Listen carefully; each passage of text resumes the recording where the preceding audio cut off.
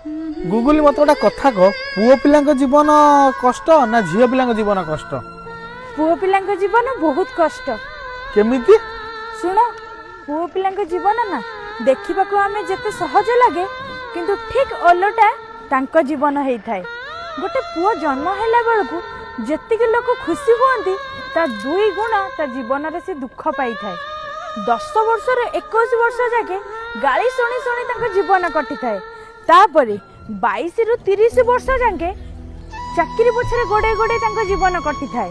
आउ थरे तांकर बाहाघर हो गला परे तांको घर लोक पुआ आउ स्वामी नारे दुई भागरे भाग कर दियंती।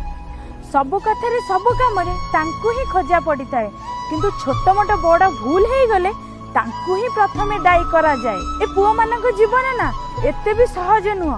बेले बेले तो लगे पुआ नुहं तो सी गोटे हड़ा बलद जन्म तांकर